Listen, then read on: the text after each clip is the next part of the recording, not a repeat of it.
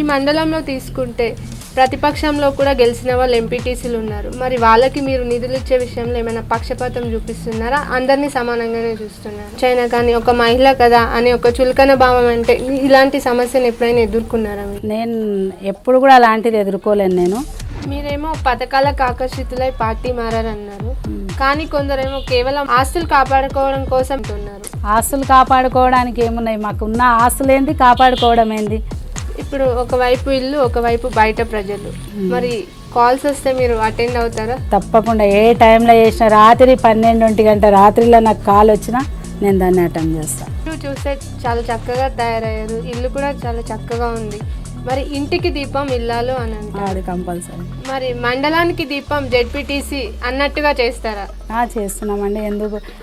ఇప్పుడు 2018 మేనిఫెస్టో ప్రకారం పింఛన్లు, డబుల్ బెడ్రూమ్ల విషయంలో కొంచెం జాప్యం అయితే జరిగింది.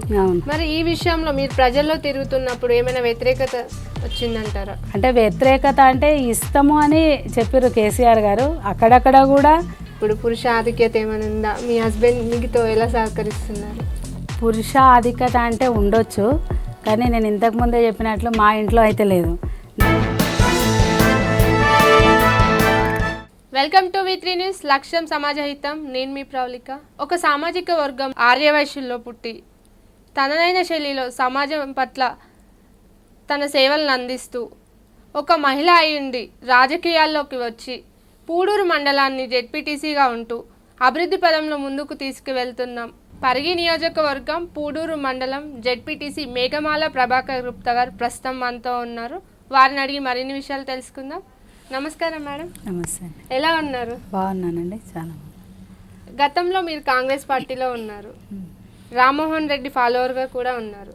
మరి ఇప్పుడు టీఆర్ఎస్ పార్టీకి మారారు. కారణం ఏంటంటారు? కారణం అంటే టీఆర్ఎస్ పార్టీలో ముఖ్యంగా చెప్పాలంటే పథకాలకు ఆకర్షితురాలనై టీఆర్ఎస్ పార్టీలో జాయిన్ కావడం జరిగింది.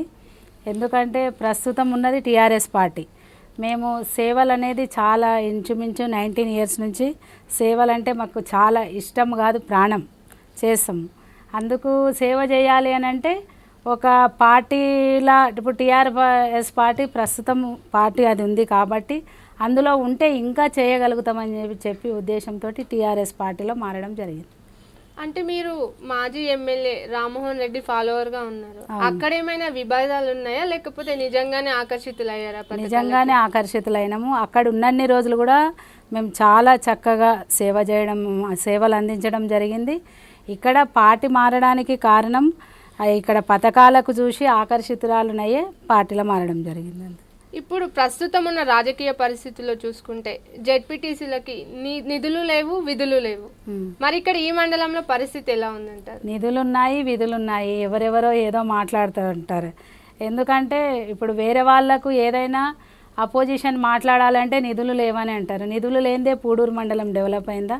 ఇప్పుడు నిధులు ఇచ్చిర్రు. మా జెడ్పీ చైర్పర్సన్ కూడా చాలా నిధులు తీసుకురావడం జరిగింది. 3 ఇయర్స్ నుంచి మండలాన్ని కూడా ఇంచుమించు డెవలప్ జరిగింది. మా ఎమ్మెల్యే గారి సహకారంతో పూడూరు మండలాన్ని డెవలప్ చేయడం జరిగింది. అంటే ఇప్పుడు గడిచిన ఈ 3 ఇయర్స్లో మీకు వచ్చిన నిధులతో ఎలాంటి అభివృద్ధి కార్యక్రమాలు చేశారు? రోడ్లు, డ్రైనేజీలు అనేది చాలా ప్రాబ్లం ఉంది మా పూడూరు మండలంలో.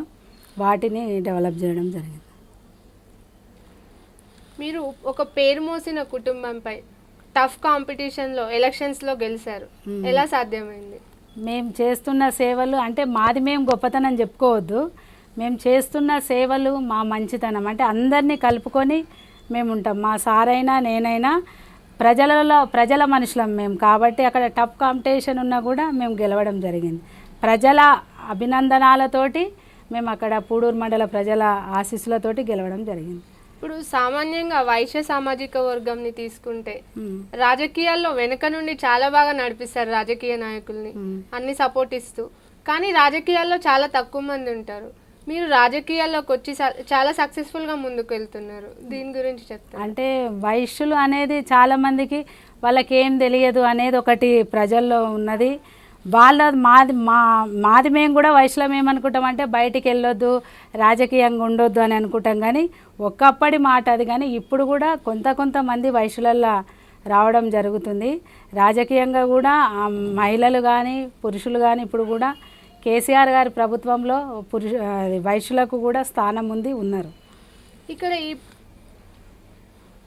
పరిగి మున్సిపాలిటీలో చూసుకుంటే మీ కుటుంబంకి చాలా గొప్ప పేరు ఉంది ఇక్కడ. మీరు పార్టీ మారినప్పుడు సెకండ్ క్యాడర్ నాయకులు కానీ సర్పంచులు కూడా పార్టీ మారారు. అసలు మున్సిపాలిటీని కూడా కోల్పోవడం జరిగింది మీరు పార్టీ మారడం వల్ల. మరి కోల్పోతారు కదండి, ఎందుకు కోల్పోరు? మేము అక్కడ ఉంటే వచ్చేదేమో, కాకపోతే మేము లేము కాబట్టి మారింది. మా నుంచి కూడా చాలామంది సర్పంచులు వచ్చిర్రు, సెకండ్ క్యాడర్ లీడర్లు కూడా చాలామంది మా వెనుక వచ్చిర్రు. అప్పుడు పార్టీలో జాయిన్ అయినప్పుడు మా వెనుక, మేము పార్టీలో జాయిన్ అయినప్పుడు కూడా ఇక్కడ మా మహేష్ రెడ్డి సార్ ఎమ్మెల్యే గారి ఇంటి నుండి ఇంచుమించు హనుమాన్ గండి అని ఉంటుంది 2 కిలోమీటర్స్, అక్కడి వరకు కూడా వెహికల్స్ ఉన్నాయి. అంత పెద్ద ఎత్తున ఈ పరిగి నియోజకవర్గంలో ఇంచుమించు చాలా మందితో జాయిన్ అవ్వడం జరిగింది. అప్పుడు మీరు పార్టీ మారారు, ఓకే, జెడ్పీటీసీగా పదవి తెచ్చుకున్నారు. మరి ఇక్కడ ఎంపీ మీ పార్టీ వాళ్ళే ఉన్నారు, ఎమ్మెల్సీ మీ పార్టీ వారే ఉన్నారు, ఎమ్మెల్యే కూడా మీ పార్టీ వారే ఉన్నారు. మరి మీకు ఇది ప్లస్ అవుతుందా? అభివృద్ధిలో ఎలా ముందుకు తీసుకెళ్తారు? ఎందుకు కాదు ప్లస్, కింది నుంచి పై వరకు అదే పార్టీ ఉంటే కంపల్సరీ ప్లస్ అవుతుంది కూడా, జరుగుతున్నాయి కూడా. రోడ్లు ఎంత అధ్వానంగా ఉండే కాంగ్రెస్ హయాంలో ఉన్నప్పుడు, డ్రైనేజీలు లేవు, ఏవి కూడా లేవు. ఇప్పుడు పైనుంచి కింది వరకు కేసీఆర్ గారి టీఆర్ఎస్ ప్రభుత్వం ఉన్నందుకే ఎంపీ కానీ ఎమ్మెల్యే కానీ మినిస్టర్లు కానీ జెడ్పీటీసీలు టోటల్గా 70% ఉన్నారు. ఆ పర్సంటేజ్లో కూడా చాలా డెవలప్మెంట్ జరిగింది, జరుగుతుంది కూడా. ఇంకా రాను కూడా జరుగుతుంది. ఇంకా ఇక్కడ ఈ పరిగి ఏరియాలో తీసుకుంటే మీ కుటుంబానికి ఒక మంచి పేరు ఉంది, ఆల్రెడీ ఒక చెరగని ముద్రను వేసుకున్నారు. ఒక మహిళగా మీరు వైశ్య కమ్యూనిటీ నుంచి కూడా బయటకు వచ్చి రాజకీయాల్లో ముందుకు వెళ్తున్నారు. మరి మీరు మార్కుని సెట్ చేస్తారంటారా? ఇక్కడ సెట్ చేయాలండి, ఎందుకంటే నేను ఫస్ట్ స్టార్టింగు ఆర్యవైశ్య సంఘం సభ్యురాలుగా ఉండడం జరిగింది ఫస్ట్ పరిగిలో. తర్వాత ప్రెసిడెంట్గా కావడం జరిగింది. తర్వాత మండల్ ప్రెసిడెంట్కి ఇచ్చారు. తర్వాత డిస్టిక్లో ఒక సభ్యురాలుగా చేరడం జరిగింది. తర్వాత డిస్టిక్ ప్రెసిడెంట్గా చేయడం జరిగింది. తర్వాత తెలంగాణలో ఉప్పల శ్రీనివాస్ గుప్తా ఉంటారు, వారు ఇప్పుడు చైర్మన్గా చేయడం జరుగుతుంది. వారు నా గురించి తెలుసుకొని తెలంగాణ ఆంధ్రప్రదేశ్ ఇంటర్నేషనల్ వైశ్య ఫెడరేషన్ గంజి రాజమౌళి గుప్తా గారు వారు కలిసి కూడా నాకు 2 రాష్ట్రాలకు ప్రెసిడెంట్గా ఇవ్వడం జరిగింది. అంటే మామూలుగా ఆర్యవైశ్య సంఘం ప్రెసిడెంట్ తెలంగాణ ఆంధ్రప్రదేశ్ చేయాలంటే అక్కడ హైదరాబాద్ వాళ్ళకే సెలక్షన్ చేసుకుంటారు. కానీ నాకు ఒక విలేజ్ నుంచి ఇచ్చారంటే ఒక మంచిగా నేను చేయగలుగుతా అనే నమ్మకం వాళ్ళకి, ఆ హోప్ ఉన్నందుకే ఈరోజు నాకు ఇచ్చిర్రు. చేసి కూడా నేను చేసి చూపిస్తున్నానే దానికన్నా చేసే అవకాశం వచ్చినందుకు నేను చాలా సంతోషపడుతున్నాను. నేను దాని గురించి ఇప్పుడు మనకు ఒక సామెత ఉంది, 1000 అబద్ధాలు ఆడైనా ఒక పెళ్లి చేయాలి అంటారు. కానీ మీరు మంచి సక్సెస్ఫుల్గా ముందుకు వెళ్తూ ఎంతోమంది ఆడపిల్లలకి పెళ్ళికి ఆర్థిక సాయం కానీ పుస్తమెత్తలు కానీ ఇవ్వడం జరుగుతుంది. దీని గురించి చెప్తారా? అంటే పుస్తమెట్టలు అంటే మేము చిన్నగా ఉన్నప్పుడు మా నాన్నగారు ఇచ్చారు పుస్తమెట్టలు ఇవ్వడం అనేది. అంటే నాకు ఇక్కడికి వచ్చిన తర్వాత కూడా మా సారు సహకారంతో మా హస్బెండ్ ఫుల్ సపోర్ట్ ఉంటాడు నాకు. దేంట్లో అయినా నేను ఎక్కడికైనా వెళ్ళినా నేను వెనుకకున్నా నన్ను పుష్ చేస్తుంటాడు మా సార్ బాగా నన్ను. అయితే ప్రతి సేవలో ఇప్పుడు నాకు సేవ చేయాలనే తత్వం ఉంటే నాకు ఒక్కదానికుంటే సరిపోదు, నేను చేయాలనుకున్న బ్యాక్ సపోర్ట్ ఉండాలి. ఒక మగాడి వెనుక విజయము ఆడదాని వల్ల అని అంటారు, కానీ నా వెనుక విజయం మా సారు. అది నేను 200% నేను చెప్పగలుగుతాను. అయితే ఏది చేసినా కూడా దానికి ఓకే చెప్తారు. అయితే పుస్తమెట్టలు అనేది ఎప్పుడైనా ఒక అబద్ధం ఆడి అని అన్నారు, అబద్ధం ఆడని కాదు, ఇప్పుడు ఒకప్పుడున్న సామెత ఉండొచ్చు, నిజానికైనా అబద్ధమని ఆడైనా కూడా ఒక సంబంధాన్ని కలపాలనే ఉద్దేశంతో ఎక్కడ పేదవాళ్ళు ఉన్నా ఇక్కడ మా పరిగి నియోజకవర్గం మొత్తంలో స్టార్టింగ్లో ఒక 11 మందికి ఇవ్వాలి పుస్తమెట్టలు అనుకున్నాం. తర్వాత 21 అనుకున్నాం. తర్వాత ఆర్యవైశ్య కన్యకా పరమేశ్వరి గోత్రాలు 102 గోత్రాలు ఉంటాయి, అమ్మవారి గోత్రాలు 102 మందికి ఇవ్వాలి అనుకున్నాం. అది రాను రాను రాను పెరిగిపోతుంది. ఎవరైతే అడిగిన వాళ్ళకి కాదు అనలేము. అంటే ఎవరైతే అర్హులో వాళ్ళు ఎవరైతే పేదవాళ్ళు ఉంటారో వాళ్ళకే ఇస్తాం అవి పుస్తమెట్టలు ఇవ్వడము. అది రాను రాను ఈరోజు నిన్నటి వరకు రీసెంట్లీ నిన్న మంచన్పల్లి వాళ్ళకి ఇవ్వడం జరిగింది మ్యారేజ్, ఇవాళ మ్యారేజ్ ఉంది, వాళ్ళతోటి 187 మందికి ఇచ్చినాం పుస్తమెట్టలు. అంటే వాళ్ళకు ఆశీర్వాదం, వాళ్ళ ఆశీర్వాదాలు మా పైన ఉండొచ్చు కదా, వాళ్ళవి కూడా ఉంటాయి కదా, అందరూ ఆశీర్వాదాలు ఆ ఉద్దేశంతో ఇచ్చినాము. మేము 187 అని కాదు, దేవుడు సహకరించి ప్రజల సహకారం ఉండి అందరి ఆశీర్వాదం ఉంటే మా జీవితం ఉన్నన్ని రోజులు పుస్తమెట్టలు వేయడం మాత్రం మర్చిపోం. అది తప్పకుండా ఇస్తాం పుస్తమెట్టలు. పుస్తమెట్టలే కాదు, ఎన్నో సేవలు చేసినాం. పిల్లలకు చదివించడం, ఇప్పుడు ఇద్దరు అబ్బాయిలను ఒక అమ్మాయిని కూడా అడాప్ట్ చేసుకున్నాం 4 years బ్యాక్. అమ్మాయి 10th క్లాస్ ఉంది. ఆ 10th క్లాస్లోనే అడాప్ట్ చేసుకున్నాం. చాలా పేద కుటుంబం, హైదరాబాద్ అమ్మాయి, శృతి అనే అమ్మాయి. అడాప్ట్ చేసుకొని ఇంటర్ చదివించినాము, డిగ్రీ చేసింది అమ్మాయి. తర్వాత జాబ్ వచ్చింది ఇప్పుడు అమ్మాయికి. ఇప్పుడు 20 lakhs ప్యాకేజ్. అంటే ఎంత సంతోషంగా ఉంది మాకు. అట్లా చేస్తుంటే చాలా హ్యాపీగా అనిపిస్తుంది అన్నట్లు. అంటే మాకు భగవంతుడు ఈ విధంగా కల్పిస్తున్నాడు అని నేను ఎప్పుడు అనుకునేది ఏమనుకుంటా అంటే, మేము ఇస్తున్నాము అనే దానికన్నా మాకు అవకాశం కలిగింది. ఎంతోమంది ఉన్నారు, మాకు అవకాశం కలిగింది అనే సంతోషంగా ఫీల్ అవుతున్నాం. సేవలు అనేటిది చాలా అందిస్తున్నాం. ఎవ్వరికి ఎప్పుడు ఎక్కడ ఏది అవసరం ఉన్నా మేమున్నాము అని మా వంతు సహకారం ఉడతా భక్తిగా అయితే సేవలు చేస్తున్నాం.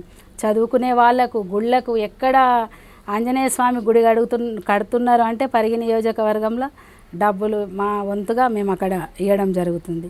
మళ్ళీ చదువుకుంటారంటే బుక్స్ కానీ, వాళ్ళకి బట్టలు లేవంటే వాళ్ళకి ఇవ్వడం జరిగింది. ఫీజులు కట్టడానికి ఇస్తున్నాం.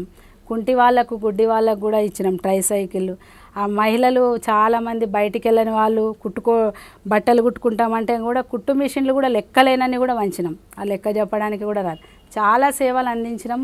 ఇదే విధంగా సేవలు మా జీవితం ఉన్నంత కాలం సేవలు అందించే విధంగా దేవుడు ప్రసాదించాలని, అమ్మవారు ప్రసాదించాలని కోరుకుంటున్నాం. తప్పకుండా మేడం, మీ కళ నెరవేరాలని కోరుకుంటున్నాము. ఇప్పుడు మనం రీసెంట్గా June 3 నుంచి చూసుకుంటే పట్టణ ప్రగతి కార్యక్రమాన్ని చేశారు. మరి ఇక్కడ చాలా మార్పులు చేర్పులు కూడా చేశారు. మరి ఇక్కడ ప్రజల్లో ఆదరణ ఎలా ఉంది? పట్టణ ప్రగతి, పల్లె ప్రగతి 2 చేయడం జరిగింది. పట్టణ ప్రగతి 4వ విడత, పల్లె ప్రగతి అనేది 5వ విడత. ఇప్పుడు నేను పూడూరు మండలి కాబట్టి నేను పల్లె ప్రగతిలోనే పాల్గొన్నా. ముఖ్యంగా మనకు ఆక్సిజన్ అనేది అవసరం. రీసెంట్లీ కరోనా వచ్చింది. కరోనాలో ఆక్సిజన్ లేకుంటే మనిషి బతకలేరు. అదే ఈ చెట్లు లేకుంటే, ఈ తెలంగాణ ఇంత పచ్చదనం లేకుంటే 1000 కోట్ల చెట్లు పెడుతున్నారు, కేసీఆర్ పెడుతున్నాం. అవే లేకుంటే కుప్పలు చనిపోయారు వాళ్ళు కరోనాతోటి. ఇప్పుడు ఇవే లేకుంటే రాను ఆక్సిజన్ వెనుకకేసుకొని బ్యాగులాగా వేసుకొని వచ్చే పరిస్థితి ఉంటుండే చెట్లు లేకుండే. ఎందుకు డెవలప్ లేదండి? మామూలుగా ఎక్కడైనా 100 చెట్లు పెడితే అక్కడ 20 చెట్లు బతకకపోవచ్చు. మనము మనుషులలోనే ఒక తల్లిదండ్రికి పిల్లలు జన్మనిచ్చిర్రంటే వాళ్ళు పుట్టి వాళ్ళు పెరిగేంత వరకు గ్యారంటీ లేదు, చనిపోతుంటారు.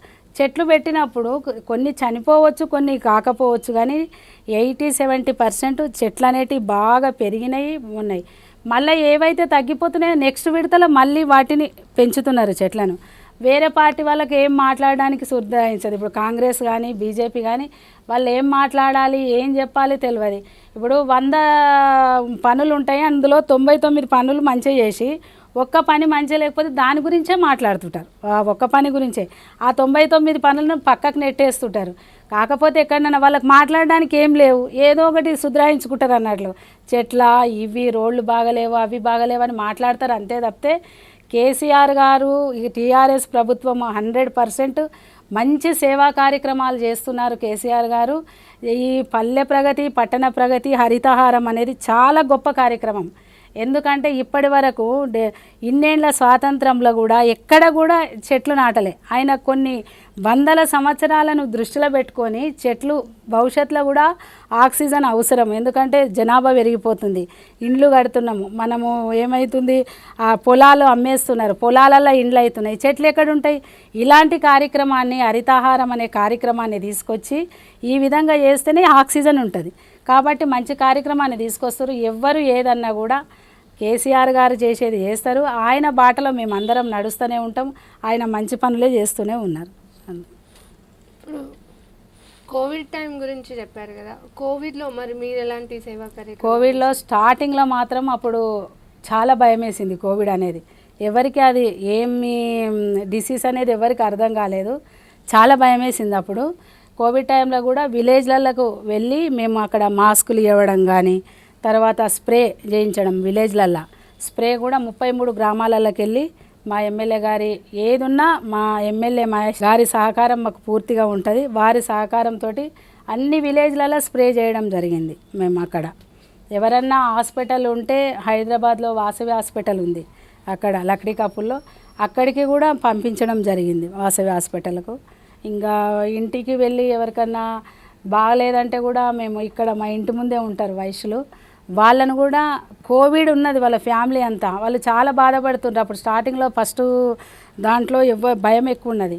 వాళ్ళని హాస్పిటల్కు తీసుకుపోయి కూడా మేము జాయిన్ చేయడం, మా సారు వాళ్ళని మా వెహికల్లోని డ్రైవర్ రాకపోతే వాళ్ళని మా వెహికల్లో ఎక్కించుకుపోయి కూడా ట్రీట్మెంట్ చేయించడం కూడా జరిగింది అక్కడ. మీరేమో పథకాలకు ఆకర్షితులై పార్టీ మారారన్నారు, కానీ కొందరేమో కేవలం ఆస్తులు కాపాడుకోవడం కోసం అంటున్నారు. ఆస్తులు కాపాడుకోవడానికి ఏమున్నాయి, మాకున్న ఆస్తులు ఏంది, కాపాడుకోవడం ఏంది. ఇప్పుడు ఒక పార్టీలో ఉంటే ఏదైనా కూడా చేయగలుగుతామనే ఉద్దేశంతో పథకాలకు ఆకర్షితులమయ్యే మేము పార్టీని మారడం జరిగింది. అదైతే 100% చెప్తాం. ఎన్ని చేస్తున్నారండి, కళ్యాణ లక్ష్మి చెక్కులు, సీఎం రిలీఫ్ ఫండ్స్ ఇస్తున్నారు, మళ్ళీ షాద్ ముబారక్ అని, పెన్షన్ అని, ముసలి వాళ్ళకు అసలు వాళ్ళు అంటే అందరు అని కాదు కొందరు గురించి చెప్తున్నాము. అత్తమామకు చేయని వాళ్ళు ఉన్నారు, వాళ్ళకి తినడానికి ఉండదు. ఈ 2016 పెన్షన్ వస్తుంది, ఆ పెన్షన్లు. మళ్ళీ వీళ్ళ పెళ్ళిళ్ళు చేయని వాళ్ళు ఉండరు, 1,01,116 రూపాయలు కళ్యాణ లక్ష్మి చెక్కులు ఇస్తున్నారు. ఎన్నో పథకాలు ఉన్నాయి, వాటిని అన్నిటినీ మనము వాళ్ళకు అందజేయాలి. పేదవాళ్ళకు మా వంతుగా అంటే పార్టీ మారాలి, ఒక పదవి తెచ్చుకునాలి అనే ఉద్దేశంతో మేము పార్టీ మారడం జరిగింది. అందరూ మీరు చూస్తే చాలా చక్కగా తయారయ్యారు, ఇల్లు కూడా చాలా చక్కగా ఉంది. మరి ఇంటికి దీపం ఇల్లాలు అని అంటారు, అది కంపల్సరీ. మరి మండలానికి దీపం జెడ్పీటీసీ అన్నట్టుగా చేస్తారా? చేస్తున్నామండి. ఎందుకు అప్పటికి ఇప్పటికి కూడా నేను జెడ్పీటీసీ అయినాక కూడా చాలా రోడ్లు కానీ అన్నీ కానీ మా వంతు సహకారంగా మా జెడ్పీ చైర్పర్సన్ సునీతా మహేందర్ రెడ్డి ద్వారా, అదేవిధంగా మా ఎమ్మెల్యే గారు, మా ఎంపీపీ అంటే అక్కడ ఉన్న ప్రజల సహకారంతో కూడా అప్పటికిప్పటికీ మండలాన్ని తీర్చిదిద్దడం జరిగింది. ఇంకా కూడా అవకాశాలు ఉన్నాయి తీర్చిదిద్దడానికి, తప్పకుండా కూడా చేస్తాం. శుభ్రత అంటే చాలా చక్కగా అయింది. ఇప్పుడు పల్లె ప్రగతి అనేది ఒక 15 days 3 నుంచి 18 తారీఖు వరకు పెట్టిండ్రు పల్లె ప్రగతి ప్రోగ్రాము. అంటే ఎప్పుడు కూడా జరుగుతుంటుంది శుభ్రత అనేది విలేజ్లల్లో. స్పెషల్గా ఏంటంటే 15 రోజులు డంపింగ్ యార్డ్స్ కానీ, తర్వాత శ్మశాన వాటికలు అదంటే చాలా చక్కటి ప్రోగ్రాం చేశారు కేసీఆర్. ఎందుకంటే చనిపోతే ఒకరిని అక్కడ పూడ్చాలంటే ఆ ప్లేస్ని మొత్తం ఆకర్షించుకుంటుండ్రు. ఇప్పుడు ఆ మనిషిని పెట్టడానికి, ఆ సమాధిని కట్టడానికి ఈ రాను రాను జనాభా పెరుగుతుంది అనే ఉద్దేశంతో ఆ కేసీఆర్ గారు ఏం చేసిండ్రంటే శ్మశాన వాటికలు కట్టిండు. ఆ శ్మశాన అంటే అక్కడ కాల్చడం అన్నట్లు, కాలుస్తే జాగా కాల్చిన వాళ్ళ మీద కాలుస్తారు కాబట్టి ఆ జాగా ఆ ఉద్దేశంతో అంటే అట్లా నీట్గా ఉంటుంది, ఆ విలేజ్ అనేది అట్లా నీట్గా ఉంటుందని చెప్పేసి అది చేయడం జరిగింది. డంపింగ్ యార్డ్లు కూడా పొడి చెత్త, తడి చెత్త 2 వేరుగా చేయడం జరుగుతుంది. డంపింగ్ యార్డ్లో కూడా అది వేరుగా చేస్తే అందులో ఉన్న చెత్తను కూడా ప్లాస్టిక్ ఐటమ్ అవన్నిటిని పక్కకేసి మిగతాది ఎరువు తయారు చేస్తారు. ఎరువు తయారు చేసి అది పొలాలల్లో కానీ చెట్లకు కానీ అట్లా వేసుకుంటున్నారు. ఇలాంటి కార్యక్రమాలు నీట్గా అనేది ఈ 15 రోజులే కాకుండా ఉన్న సర్పంచులు కానీ ఉన్న విలేజ్ వాళ్ళకు కూడా ఇప్పుడు అర్థమైపోయింది అందరికీ, చాలామందికి. మనము నీట్గా ఇప్పుడు చూడండి, ఎక్కువ అంటువ్యాధులు అనేటివి వర్షాలు పడితే విపరీతమైన అంటువ్యాధులు వచ్చేది, ఇప్పుడు రావట్లేదు. ఎందుకంటే ఎక్కువ విలేజులు శుభ్రంగా ఉన్నాయి. పట్టణాల కన్నా విలేజులు చాలా శుభ్రంగా కనిపిస్తున్నాయి. ఈ ప్రోగ్రాం వల్లనే పల్లె ప్రగతి, పట్టణ ప్రగతి అనే ప్రోగ్రాం వల్లనే చాలా శుభ్రంగా అయిపోయినాయి. ఇప్పుడు 2018 మేనిఫెస్టో ప్రకారం పింఛన్లు, డబుల్ బెడ్రూమ్ల విషయంలో కొంచెం జాప్యం అయితే జరిగింది.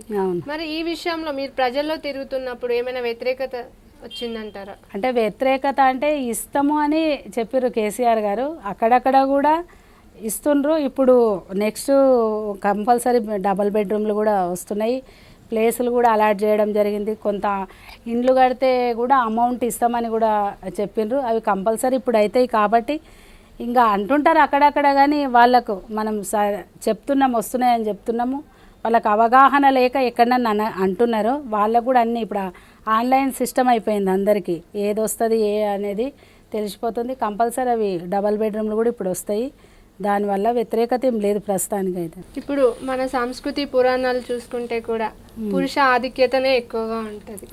మరి మీరు ఇంట్లో ఇంటి పనులు చేసుకుంటున్నారు, రాజకీయంగా బయట పనులు చేస్తున్నారు, మరి ఎలా ఉందంటారు? ఇప్పుడు పురుష ఆధిక్యత ఏమైనా ఉందా? మీ హస్బెండ్ మీతో ఎలా సహకరిస్తున్నారు? పురుష ఆధిక్యత అంటే ఉండొచ్చు, కానీ నేను ఇంతకుముందే చెప్పినట్లు మా ఇంట్లో అయితే లేదు. నా నిర్ణయం ప్రకారం నేను ఏం నిర్ణయం తీసుకున్నా సరి అయిన నిర్ణయం తీసుకుంటాను మా హస్బెండ్కి తెలుసు. మా ఇంట్లో అలాంటిది ఏం లేదు. ఉండొచ్చు, పురుషాధిక్యత ఉంది, మహిళలను వెనుకకు చేయడం అనేది ఉంది, కానీ ప్రస్తుతం నా వరకు వస్తే మాత్రం మా ఇంట్లో ఏం లేదు. నేను ఏ నిర్ణయం తీసుకున్నా నేను తీసుకుంటా నిర్ణయం అనేది. కాకపోతే నేను మహిళలలో కూడా ముఖ్యంగా చాలా కార్యక్రమాలు చేసిన ఆర్యవైశ్య సంఘం ద్వారా. 2014లో ఒక పెద్ద ప్రోగ్రాం చేసిన 5000 మెంబర్స్ తోటి పరిగి ఫంక్షన్ హాల్లో చేయడం జరిగింది. అంటే నాకు మహిళలు అంటే ఎంతసేపు లోపలనే ఉంటారు, ఇప్పుడిప్పుడు బయటికి వస్తున్నారు. ఈ 10-20 ఇయర్స్ బ్యాక్ అసలు బయటికి వచ్చే వాళ్ళే కాదు, ఇప్పుడిప్పుడు వస్తున్నారు. బాగా పుష్ చేస్తుంటా మహిళలకు, రావాలి బయటికి, అన్నిట్లో ఉండాలి. మనము ఒక ఇంటి ఇల్లాలుగా ఉంటూ మనం బయట కూడా మనం రావాలి. మన వంతుగా మనం ఇప్పుడు 50% ఉందనే మహిళలకు కూడా 50% ఉంది. ఏ దాంట్లో లేరు మహిళలు. ఆ రోజు మన అంతా పెద్ద రుద్రమాదేవి వీళ్ళందరూ మహిళలే అప్పుడు కూడా. కానీ ఇంకా మారలేదు, కానీ మారుతూ వస్తుంది, కొంచెం కొంచెం స్టెప్ బై స్టెప్ మారుతూ ఉంది. ఇంకా బయటికి వస్తూ ఉన్నారు మహిళలు, రావాలని చేస్తాం. మా మండల్లో కూడా సర్పంచులు ఉంటాయి, కంపల్సరీ మీరు సర్పంచులు ఎవరైతే మీరు మహిళలు ఉన్నారో వాళ్ళే అటెండ్ కావాలని చెప్తా నేను. వస్తున్నారు కూడా, ఇంకా కొంచెం టైం పడుతుంది మారడానికి, మహిళలు రానికి.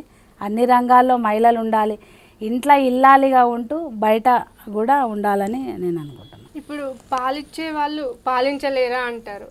మరి ఇప్పుడు ఒక మహిళ తలుచుకుంటే ఏదైనా చేయగలదు, మహిళా శక్తి నిరూపించగలరు అంటారు. ఇక్కడున్న మహిళలకు ఏమైనా సమస్యలు ఉన్నా అవి మీ దృష్టికి వస్తే మీరు ఎలా చర్యలు తీసుకుంటారు? నేను మహిళల ఏ సమస్యలు వచ్చినా కూడా నేను తప్పకుండా నేను వాళ్ళకి ఏ విధంగా చెప్పాలనేది నేను చర్య తీసుకుంటా. ఆడది అన్నప్పుడే, మహిళ అన్నప్పుడే మహాశక్తి, ఆదిశక్తి. ఆడవాళ్ళు తలుచుకుంటే ఏదైనా చేయగలుగుతారు, అది తప్పకుండా ఉన్నది. కాబట్టి నా వరకు ఏ సమస్య వచ్చినా మండలంలో కానీ లేదు, ఏ మహిళ కూడా నా దగ్గరకు వచ్చి ఇలాంటి సమస్య నాకు ఉంది మేడం అని చెప్తే కూడా నేను తప్పకుండా ఆ సమస్యను ఏ విధంగా దాన్ని నేను ఇచ్చాలో అది చేసి దాని సమస్యను తీర్చుతాను. ఇప్పుడు ఒకవైపు ఇల్లు, ఒకవైపు బయట ప్రజలు, మరి కాల్స్ వస్తే మీరు అటెండ్ అవుతారా? తప్పకుండా, ఏ టైంలో చేసినా, రాత్రి 12-1 గంట రాత్రిలో నాకు కాల్ వచ్చినా నేను దాన్ని అటెండ్ చేస్తాను. ఇప్పుడు జెడ్పీటీసీ అంటే నార్మల్గా మనం వెళ్తూ ఉంటాము, ఆఫీసర్స్తో మీటింగ్స్ ఉంటాయి. ఎప్పుడైనా ప్రతిపక్షాల నుంచి అయినా కానీ ఒక మహిళ కదా అని ఒక చులకన భావం, అంటే ఇలాంటి సమస్యను ఎప్పుడైనా ఎదుర్కొన్నారా? నేను ఎప్పుడు కూడా అలాంటిది ఎదుర్కోలేను. నేను వాళ్ళు మాట్లాడినాక వాళ్ళ కరెక్ట్ రెస్పాండ్ అవ్వడం జరిగింది. అంటే మా వరకు వస్తే మాత్రం కూడా వేరే పార్టీ వాళ్ళు కూడా మా మీద ఎప్పుడు కూడా నాతోటి చులకనగా కూడా ఎప్పుడు రాలేరు. అలాంటిది కూడా నాకు ఇప్పటివరకు ఎక్కడ కూడా జరగలేదు అసలు. ఇప్పుడున్న పరిస్థితుల్లో చూసుకుంటే మన దిశ ఘటన నిన్న మైనర్ బాలికది, ఇలా అత్యాచారాలు జరుగుతూనే ఉన్నాయి.